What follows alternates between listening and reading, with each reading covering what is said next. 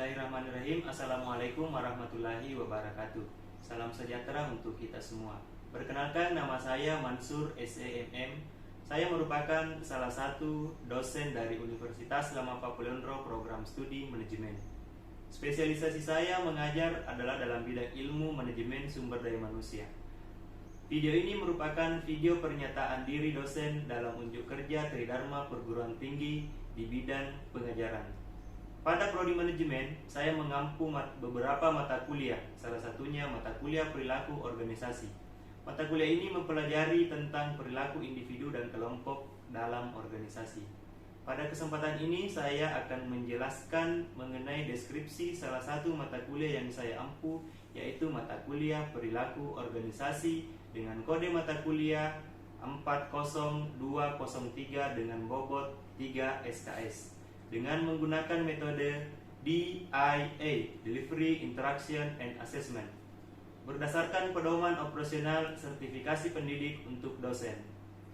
Persiapan pelaksanaan pembelajaran pada Universitas Lama Papulionro diawali dengan menyiapkan rencana pembelajaran semester atau RPS yang dilakukan bersama dengan kelompok dosen perilaku organisasi. Hal ini bertujuan untuk menyamakan persepsi tentang mata kuliah yang akan diampu.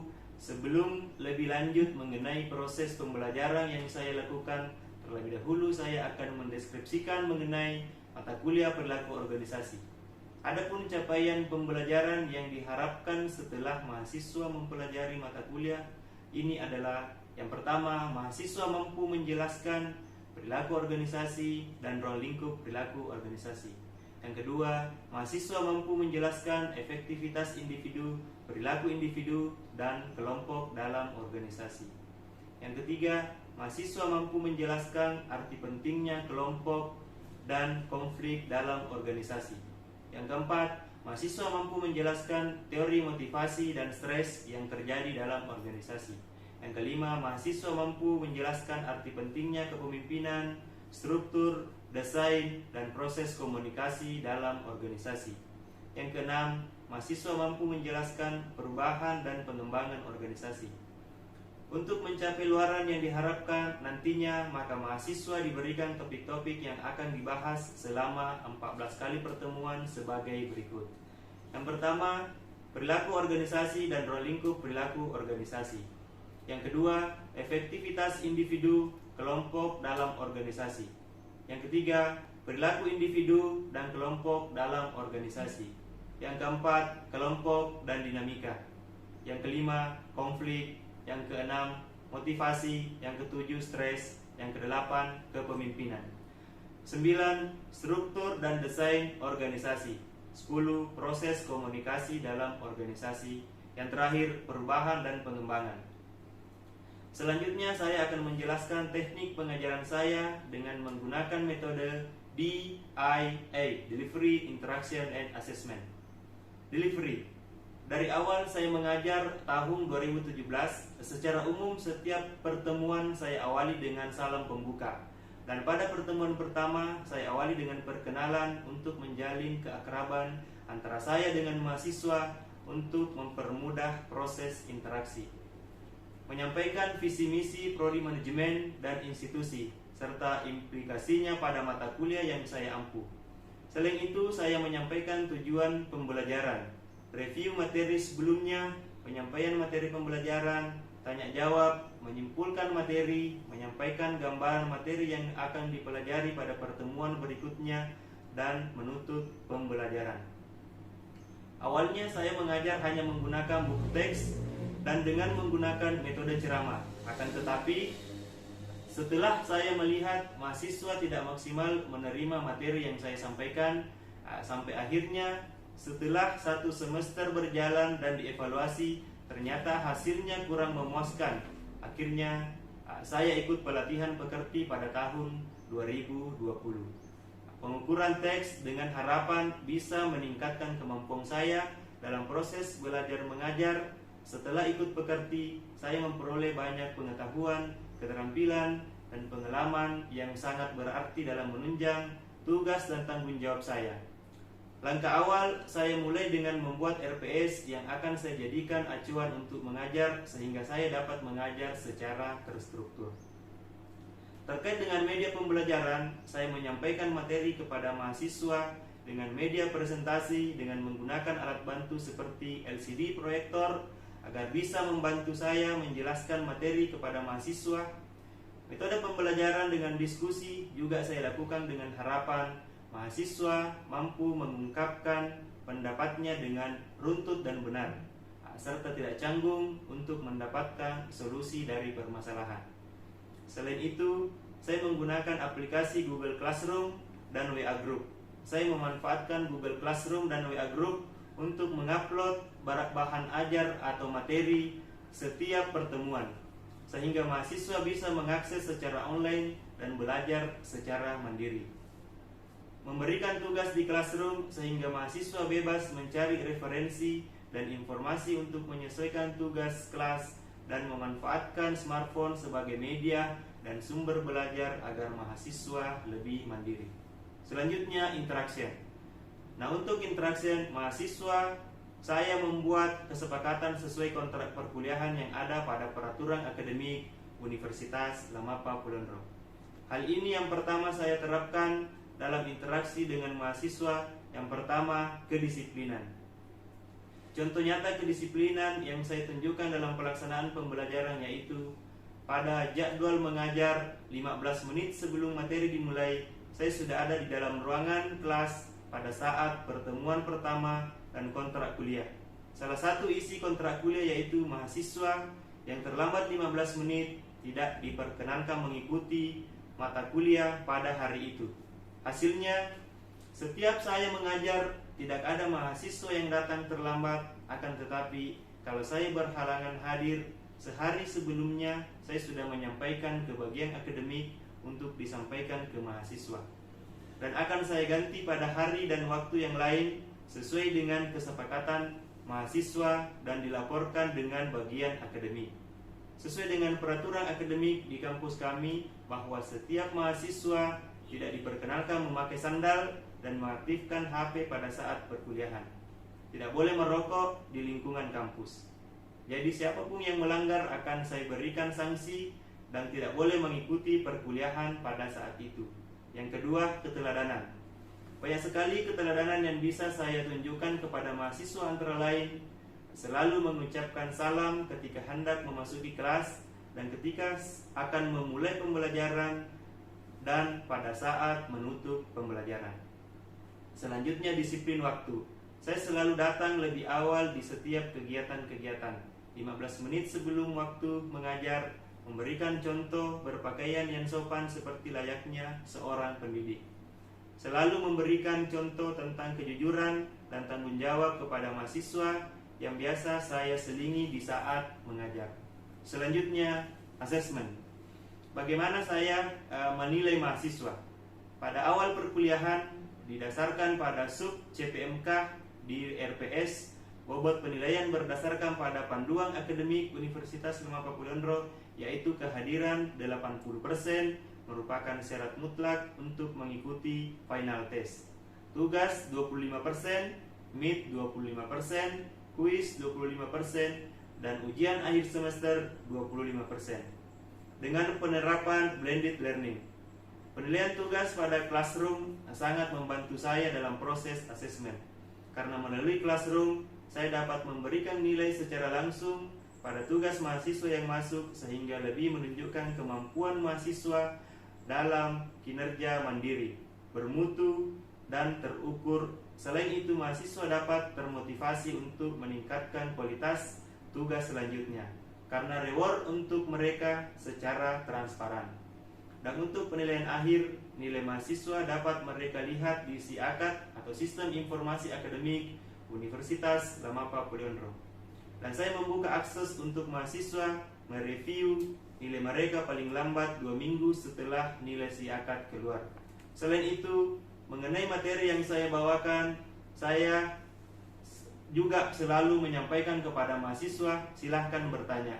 Setiap saya memberikan contoh kasus, saya akan melemparkan ke mahasiswa bagaimana pendapatnya. Kalau mereka tidak setuju, saya persilahkan untuk mengemukakan alasannya, dan kemudian saya jelaskan lebih terinci sehingga akhirnya mereka mengerti. Selanjutnya, saya akan menampilkan video mengajar saya pada saat mengajar mata kuliah perilaku organisasi. Baik, bismillahirrahmanirrahim. Assalamualaikum warahmatullahi wabarakatuh. Waalaikumsalam warahmatullahi wabarakatuh. Baik, sampai ketemu ya di pertemuan pertama. Kita ketemu di pertemuan pertama.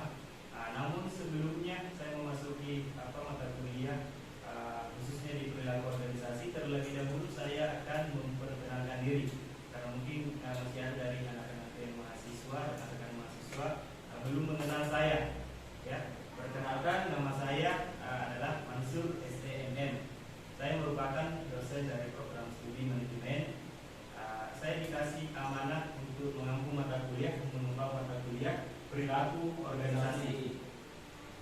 Namun sebelum saya memasuki materi, terlebih dahulu saya mengingatkan kembali tentang visi misi Universitas Lama Papulendro. Mungkin anak-anak bisa melihat di slide di atas. Ini ada visi misi Universitas Lama Papulendro. Mungkin bisa dibaca. Menjadi perguruan tinggi yang unggul dalam menghasilkan sumber daya manusia profesional yang berjiwa entrepreneurship dan berwawasan global pada tahun 2021. Saya lanjut di visi program studi manajemen. Anak-anak bisa melihat sendiri visi program studi manajemen, yaitu menjadi program studi manajemen yang unggul dalam menghasilkan sumber daya manusia profesional yang berjiwa entrepreneurship serta berwawasan global yang memiliki daya saing pada tahun 2025. Selanjutnya saya akan menjelaskan rencana pembelajaran semester, karena kita sebelum ini ada namanya RPS. RPS itu adalah rencana pembelajaran semester, itu yang akan kita laksanakan selama perkuliahan di mata kuliah perilaku organisasi.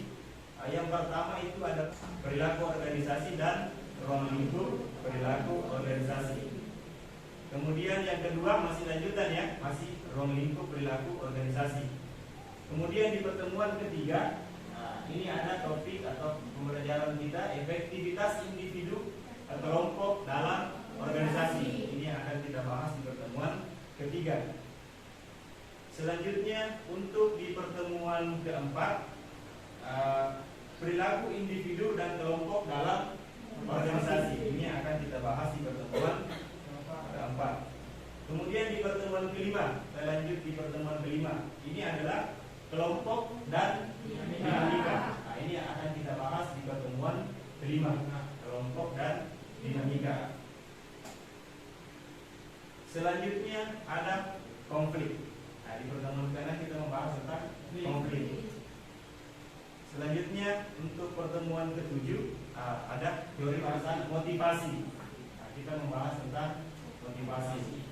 Kemudian selanjutnya di pertemuan ke-8 kita tes atau ujian tengah semester. Di pertemuan ke-8 itu kita tes. Kemudian di pertemuan ke-9 stres. Kita membahas tentang stres. Kemudian di pertemuan ke-10 kita membahas mengenai kepemimpinan. Teori kepemimpinan. Di pertemuan 11 dan ke-12 ini kita bahas struktur dan desain organisasi. Karena aku bisa lihat sendiri di pertemuan 11 dan ke-12 ini kita bahas struktur dan desain organisasi. Selanjutnya di pertemuan ke-13. Ke-13 itu proses komunikasi dalam organisasi. Ini akan kita bahas di pertemuan ke-13, proses komunikasi dan dalam organisasi. Kemudian di pertemuan ke-14 dan ke-15 ini adalah perubahan dan pengembangan. Ini ya, perubahan dan pengembangan. Dan selanjutnya kita ujian final atau ujian akhir semester. Selanjutnya kita sebelum kita memasuki materi, kita membahas dulu tentang kontrak perkuliahan. Ya, kita ada kontrak perkuliahan. Jadi dalam proses perkuliahan nanti kita ada kontrak kuliah terlebih dahulu ya. Nah, sebelum kita memasuki proses pembelajaran, yang pertama itu adalah kehadiran. Jadi syarat wajib itu untuk mengikuti final test atau ujian akhir semester itu kehadiran 80% ya. 80%. Jadi nanti 80% kehadiran baru bisa mengikuti final test. Kemudian UTS. Nah, ini ke ujian tengah semester ini ada bobotnya 25%. Kemudian ada tugas 25%.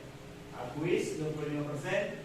Kemudian ujian akhir semester 25%. Jadi totalnya secara keseluruhan adalah 100%. Ini adalah bobot penilaian.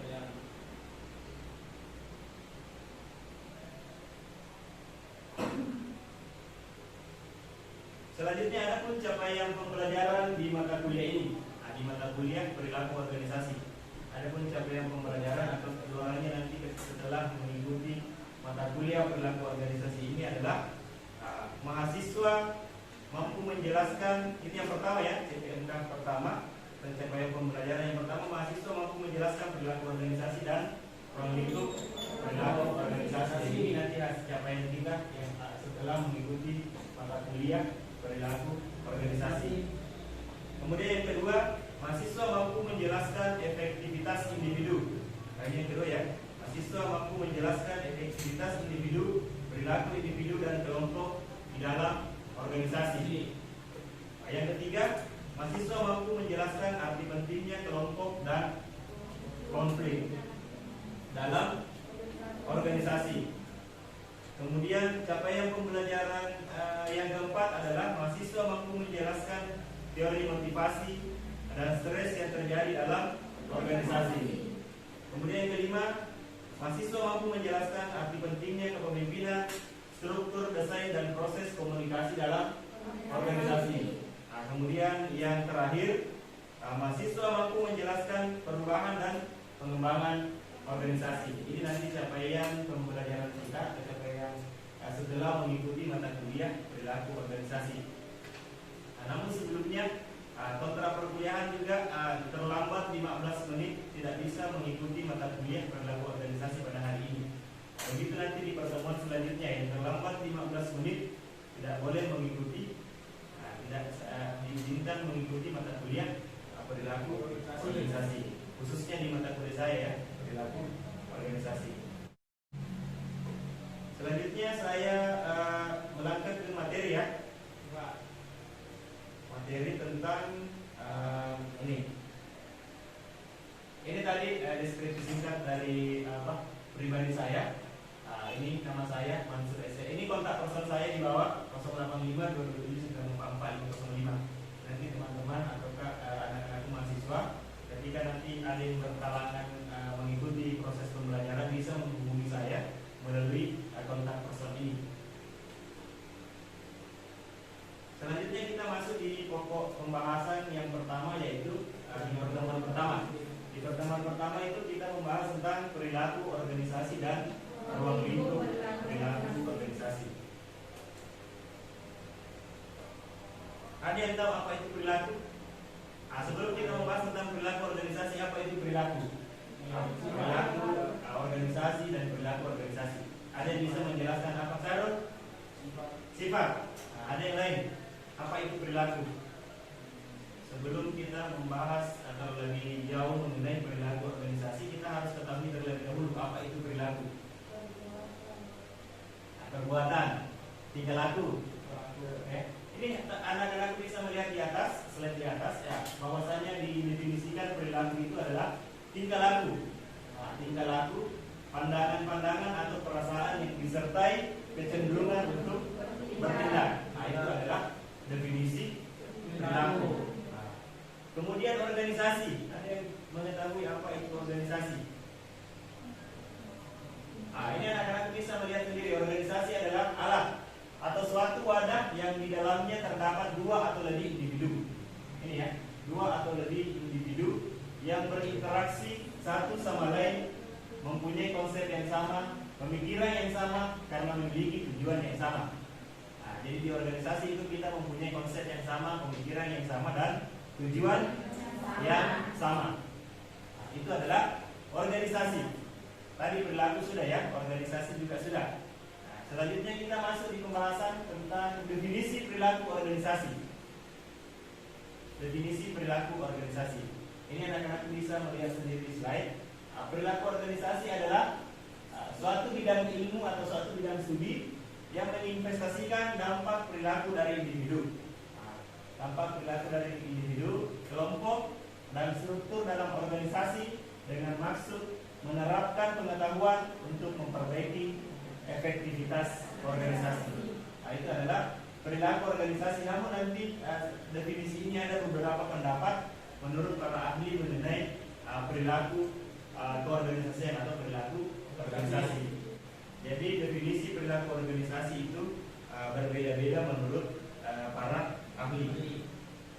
Nah, selanjutnya, ini juga perilaku organisasi adalah suatu studi yang menyangkut aspek-aspek tingkah laku manusia dalam organisasi atau suatu kelompok tertentu. Jadi itu ada beberapa pengertian perilaku organisasi. Kemudian selanjutnya pengertian menurut siapa Kelly dalam bukunya mengatakan bahwa perilaku organisasi di dalamnya terdapat interaksi dan hubungan antara organisasi di satu pihak dan perilaku individu di lain pihak. Ini berbeda-beda ya pendapatnya menurut para ahli. Semuanya ini memiliki tujuan praktis yaitu menerapkan perilaku manusia. Semua sama-sama menerapkan perilaku manusia itu kepada dalam pencapaian tujuan organisasi. Selanjutnya ada tingkat analisis perilaku organisasi. Jadi dalam tingkat analisis perilaku organisasi itu bisa dilihat di slide di atas. Kita ibaratkan ada sebuah lingkaran. Mulai dari individu, yang kecil itu lingkarannya adalah individu. Individu, kemudian lingkarannya yang agak lebih besar lagi adalah kelompok. Jadi begitu nanti tingkatan analisis perilaku organisasi, ada individu, kelompok, dan organisasi. Kemudian analisisnya ini dipengaruhi oleh faktor lingkungan juga. Jadi individu ini bisa jadi dipengaruhi oleh faktor lingkungan. Baik itu faktor lingkungan baik dari orang-orang terdekatnya mengenai keluarga maupun dengan rekan kerjanya nanti di organisasi itu sendiri. Kemudian ada komponen dalam organisasi. Anak-anak bisa melihat sendiri ada komponen dalam organisasi. Yang pertama ada individu. Individu itu apa? Pribadi. Apa lagi? Individu? Perorangan. Apa lagi individu? Jadi komponen dalam organisasi itu ada dua ya, ada individu kemudian ada organisasi. Individu itu merupakan perilaku terhadap individu lain maupun perilaku individu terhadap organisasi. Ini komponen dalam organisasi, jadi perilaku individu itu terhadap individu lain. Jadi perorangan ya. Kemudian selanjutnya organisasi formal. Organisasi formal merupakan wadah bagi individu-individu untuk menuangkan ide-ide kreatif. Jadi dalam suatu organisasi itu, organisasi kan merupakan wadah ya atau tempat bagi individu-individu untuk menuangkan ide-ide kreatif dan menunjukkan keahlian yang dimiliki. Dan pencapaiannya nanti mencapai tujuan bersama, ya, tujuan organisasi. Kemudian selanjutnya ini masih terkait ruang lingkup perilaku organisasi ya. Ini perilaku organisasi sesungguhnya terbentuk dari perilaku individu yang terdapat di dalam organisasi tersebut atau organisasi itu sendiri. Kemudian yang kedua, pengkajian masalah perilaku organisasi akan meliputi atau menyangkut pembahasan mengenai perilaku individu. Jadi bagaimana perilaku individu itu sendiri akan dikaji nanti di masalah perilaku organisasi. Kemudian ruang lingkup kajian ilmu perilaku organisasi hanya terbatas pada dimensi internal dari suatu organisasi. Ini ruang lingkup perilaku organisasi. Nah, sampai di sini ada yang kurang jelas mengenai mata kuliah di pertemuan pertama ini mengenai pengertian dan ruang lingkup perilaku organisasi. Ada yang kurang jelas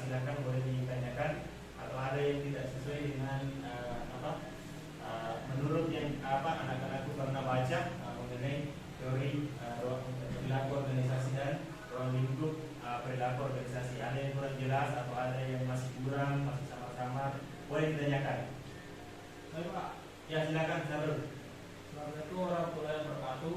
Waalaikumsalam warahmatullahi wabarakatuh. Perkenalkan saya Sarul Ramadan. Saya ingin tanyakan Pak, yaitu mengapa perlu mempelajari perilaku organisasi atau apa tujuan mempelajari perilaku organisasi tersebut? Oke, terima kasih. Baik, pertanyaan yang sangat bagus ya. Tadi saya belum menjelaskan bagaimana apa tujuannya mempelajari perilaku organisasi itu sendiri, apa manfaatnya mempelajari perilaku organisasi itu. Ada yang tahu apa tujuannya mempelajari perilaku organisasi? Sebelum saya menjelaskan apa yang ditanyakan teman kita Sahrul, ada yang tahu ini adalah tujuan kita mempelajari perilaku organisasi? Yang pertama itu kita bisa memahami perilaku ataukah individu, kelompok atau sistem organisasi di dalam suatu organisasi itu sendiri. Ya, kita bisa memahami perilaku individu, kelompok atau sistem tersendiri, sistem yang ada di organisasi itu sendiri. Kemudian yang kedua, bisa meramalkan kejadian-kejadian di dalam suatu organisasi. Kita bisa meramalkan kejadian-kejadian apa saja yang terjadi di dalam suatu organisasi. Itulah pentingnya kita mempelajari perilaku organisasi. Kemudian yang ketiga, mengendalikan perilaku atau efektivitas organisasi.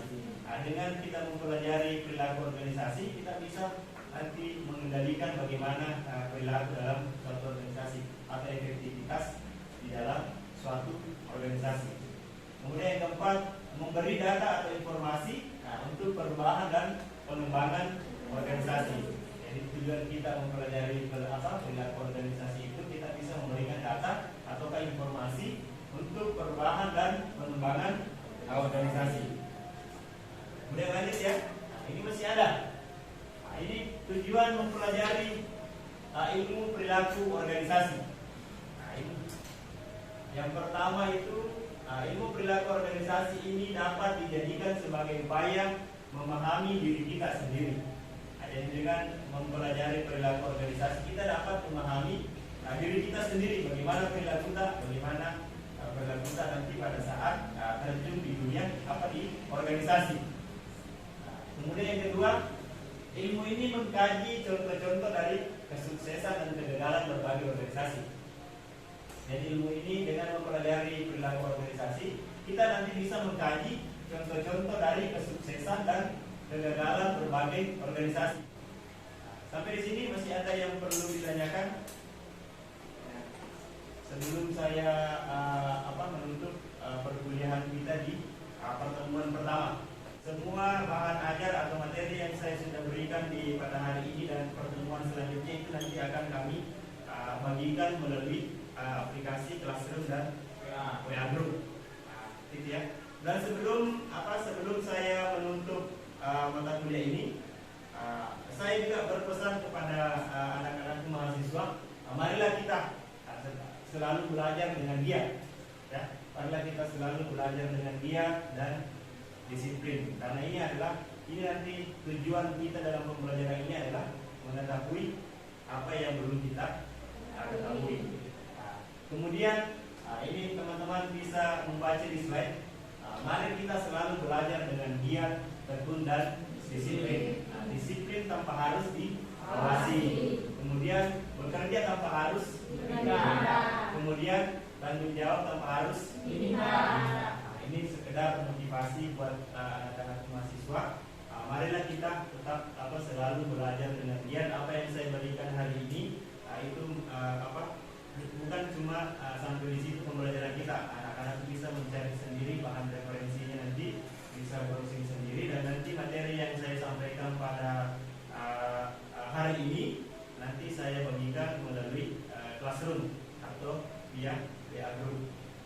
Kalau tidak ada yang perlu ditanyakan atau tidak ada, sudah jelas semua ya? Sudah. Kalau sudah jelas semua, saya akhiri pertemuan kita pada hari ini.